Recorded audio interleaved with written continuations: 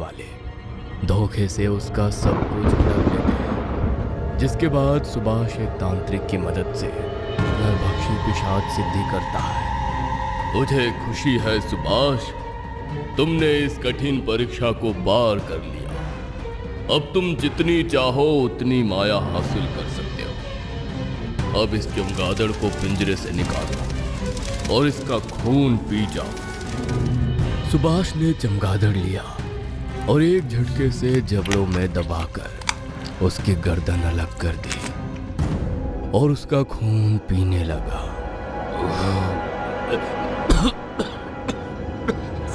कुछ ही पलों में सुभाष की आंखें लाल अंगारों की तरह चमकने लगी। उसके शरीर से धुआं निकलने लगा।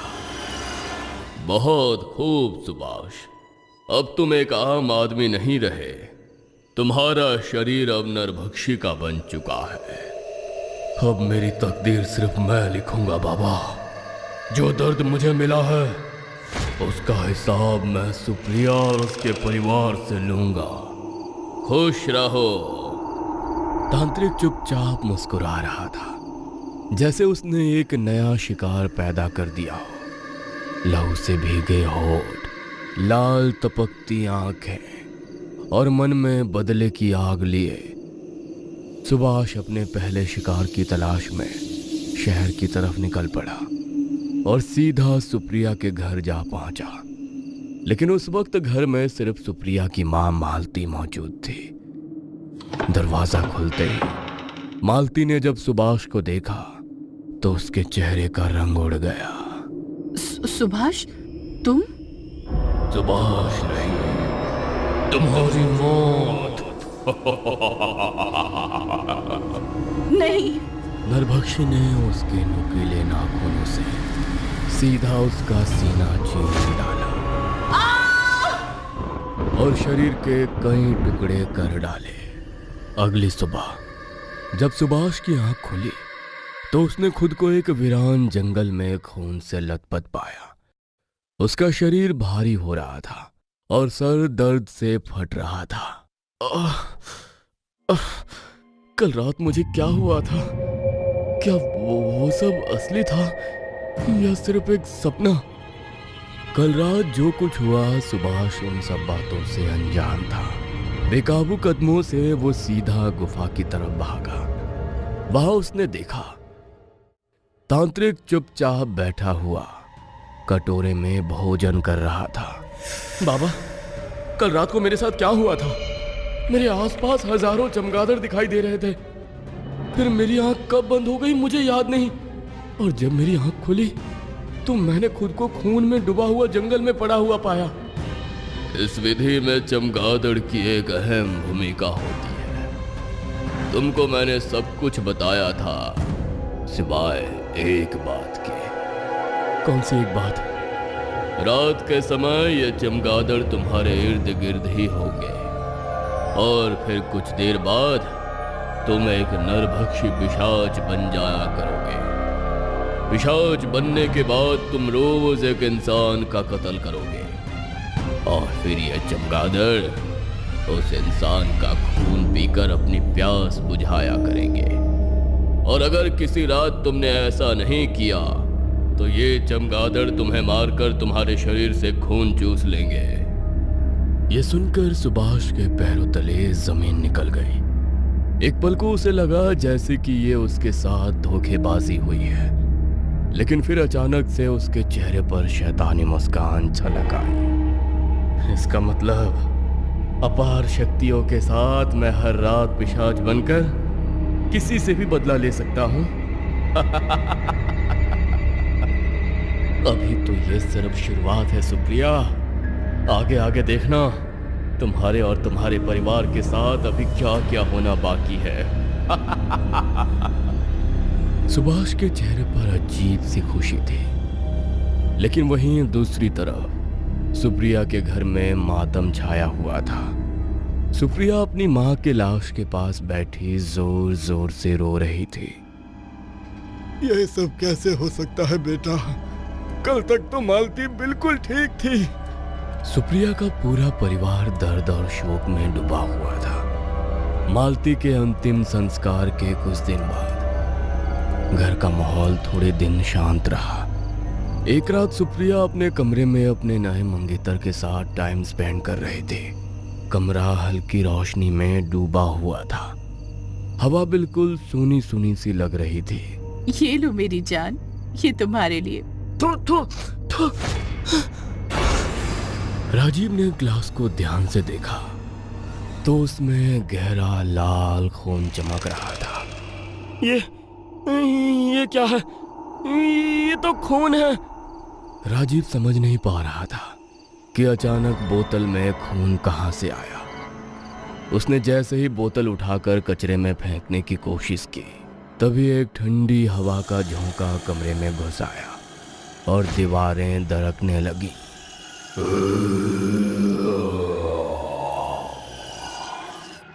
आवाज सुनकर राजीव और सुप्रिया ने एक साथ खिड़की की तरफ देखा तो वहां अंधेरे में खड़ी एक काली परछाई उन्हें घूर रही थी।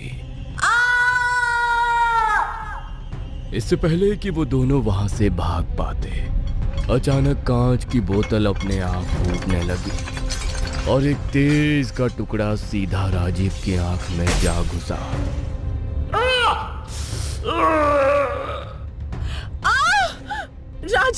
राजीव तुम ठीक हो?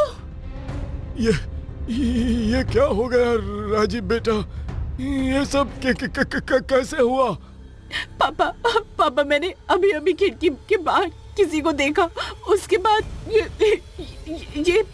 ये ड्रिंक की बोतल अपने आप फट गई और राजीव की आंख जख्मी हो गई। मुझे बहुत डर लग रहा है। ये कैसे हो सकता है? पापा राजीव को तुरंत हॉस्पिटल ले जाना पड़ेगा। आप तब तक घर पर ही रुकिए। चिंता मत करो बेटा, तुम राजीव को लेकर जाओ। मैं कल ही किसी ओझा या तांत्रिक से बात करके देखूंगा। सुप्रिया राजीव को सहारा देते हुए हॉस्पिटल के लिए निकल जाती है, जिसके बाद अब सुप्रिया के पिता राजेश घर में अकेले रह जाते हैं। काफी देर वो बेचैन होकर इधर उधर टहलते रहे, लेकिन फिर अचानक उनके कानों में एक अजीब सी गुर्राने की आवाज सुनाई देने लगी।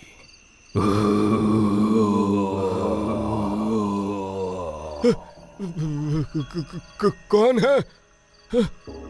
गुर्राने की आवाज सुनकर राजेश का दिल तेजी से धड़कने लगा और अपने को एक कोने में छुपाने की कोशिश करने लगे। उन्होंने देखा कि दरवाजा धीरे धीरे अपने आप खोलने लगा। कौन है वहां? तुम्हारी मौत। एक ही पल में वो राजेश पर झपटा और उसके टुकड़े टुकड़े कर दिए।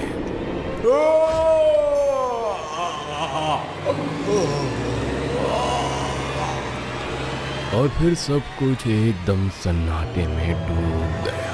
हिम्मत रखो राजीव, कुछ नहीं होगा तुम्हें। हॉस्पिटल आने में और कितनी देर लगेगी सुप्रिया?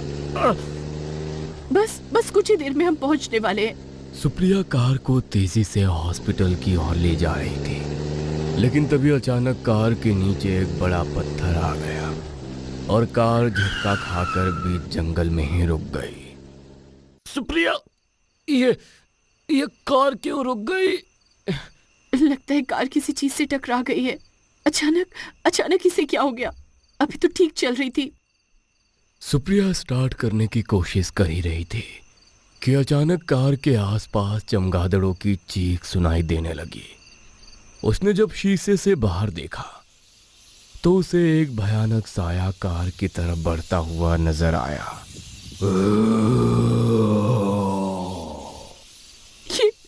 ये यहाँ भी आ गया। राजीव जल्दी करो, हमें यहाँ से निकलना होगा। दोनों घबराकर अपनी पूरी ताकत के साथ वहां से भागने की कोशिश करते हैं, लेकिन जब राजीव ने पीछे पलटकर देखा तो नरभक्षी उनके बेहद करीब पहुंच चुका था। सुप्रिया, भागो, वो हम तक पहुंचने ही वाला है।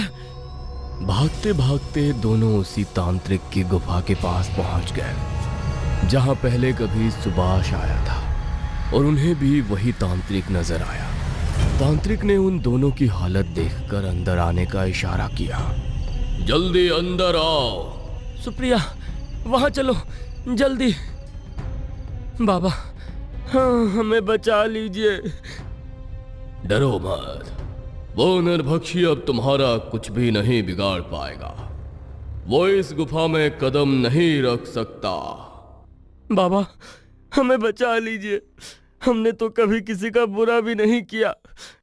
ना जाने क्यों वो हमारे पीछे पड़ा है। तुमने उसके साथ गलत किया। जो आज तुम्हारे पास है वो सब उसका था। तांत्रिक की बात सुनकर दोनों को समझ आ गया कि वो उनके बारे में सब कुछ जानता है। बाबा, हमें अपनी गलतियों पर पछतावा है, हमें माफ कर दीजिए। फिक्र मत करो, मैं तुम दोनों की उससे जान बचाने में मदद करूंगा। वो नरभक्षी कोई और नहीं बल्कि तुम्हारा पति सुभाष है। क्या? सुभाष?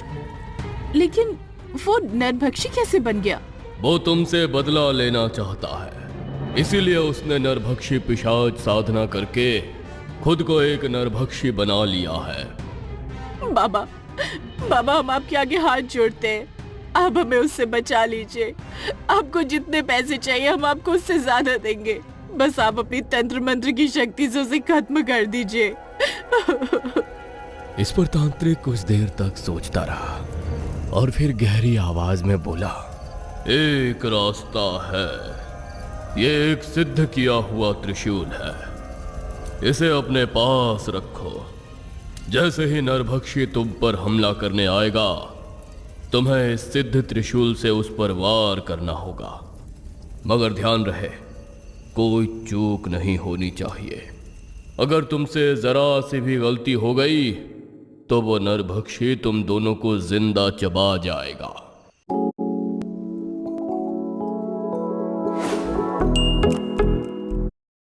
से भी गलती हो गई तो वो नरभक्षी तुम दोनों को जिंदा चबा जाएगा। तांत्रिक से मिलने के बाद राजीव और सुप्रिया घबराहट के मारे जैसे तैसे घर पहुंचे। हर पल उन्हें लग रहा था कि नरभक्षी अभी आ ही जाएगा और उन्हें मार डालेगा। राजीव, जब तक हम हॉस्पिटल नहीं जाते तब तक ये दवा खा लो, तुम्हारा घाव जल्दी ठीक हो जाएगा। पता नहीं सुप्रिया, कल तक मैं जिंदा बचूंगा कि नहीं। हिम्मत रखो राजीव, सब ठीक हो जाएगा। राजीव पूरी तरह होप खो चुका था। सुप्रिया उसे दिलासा देते हुए उसकी मलहम पट्टी कर रही थी। तभी घर में किसी के कदमों की आवाज गूंजने लगी। दरवाजे के बाहर कोई है, तुम यहीं रुको, मैं अभी आती हूँ। ठीक है। सुप्रिया ने चुपके से देखने की कोशिश की तो उसे अंधेरे में एक बड़ी सी छवि दिखाई दी और साथ ही एक भयानक गुर्राने की आवाज गूंजने लगी जो धीरे धीरे उनकी तरफ बढ़ रही थी। डर के मारे उसने सिद्ध किया हुआ त्रिशूल कस के पकड़ लिया, इससे पहले कि वो छवि सुप्रिया के और करीब आती। सुप्रिया ने तेजी से उस पे एक जोर का वार किया, लेकिन एक ही पल में सब कुछ धुएं में बदल गया और इसी बेवकूफ़ी का फायदा उठाकर नरभक्षी अचानक से सुप्रिया पर टूट पड़ा और उसके हाथों से त्रिशूल छूटकर दूर जा गिरा।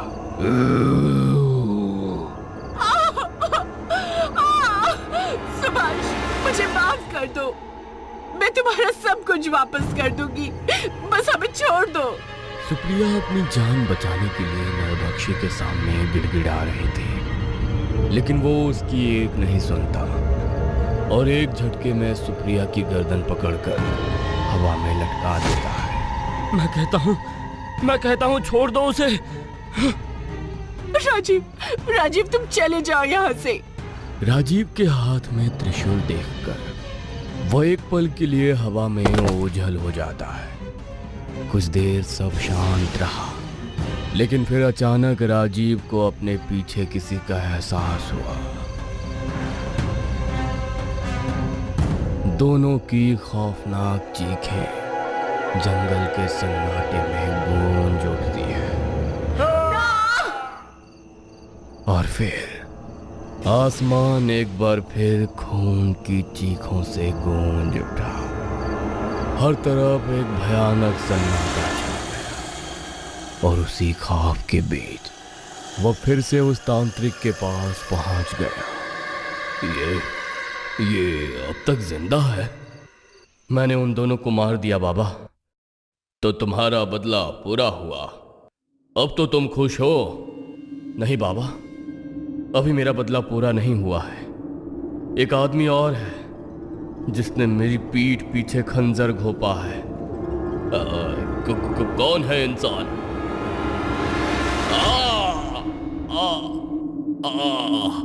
मूर्ख, ये क्या किया तूने? भूल गया, मेरी ही वजह से आज तू शक्तिशाली बन पाया है।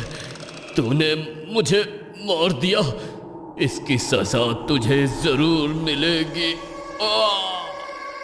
शायद आप भूल गए बाबा कि आपके मन की बात मैं भी पढ़ सकता हूं। आपने उन दोनों के साथ मिलकर मुझे मारने की कोशिश की, या आपने अच्छा नहीं किया? तांत्रिक को मारने के बाद सुभाष अपने पुराने घर लौट जाता है और धीरे धीरे एक आम जिंदगी जीने लगता है। लेकिन इस आम जिंदगी के चक्कर में वो एक बात भूल जाता है। एक रात जब सुभाष ऑफिस से आकर अपने कमरे में सो रहा होता है, अचानक उसे एक अजीब सी आहट महसूस होती है।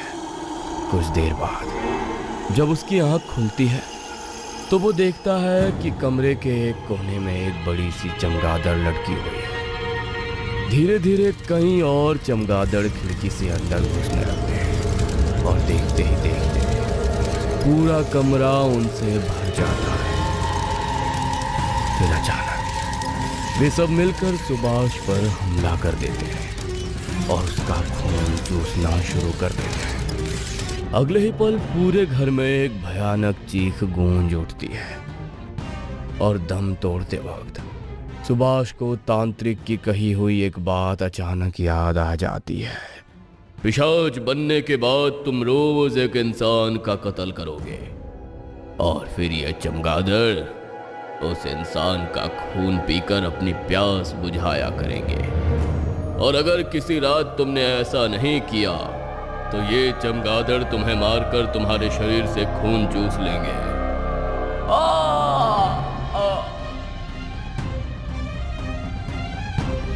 हेलो दोस्तों, हमारे चैनल की लेटेस्ट